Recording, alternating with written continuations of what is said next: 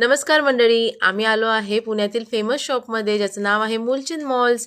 आज आम्हाला बड्डे आणि बारशाचं आमंत्रण आहे. सो बाळासाठी मस्त असा ड्रेस घेतला आणि तिथून निघालो.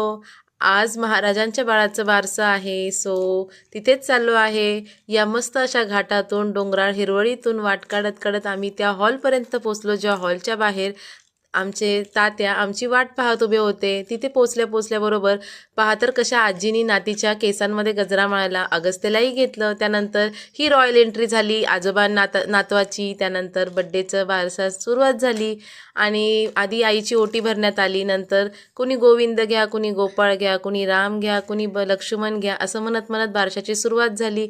आधी आत्याबाईंनी त्याचं नावरस नाव ठेवलं, नंतर मी त्याचं मूळ नाव ठेवलं.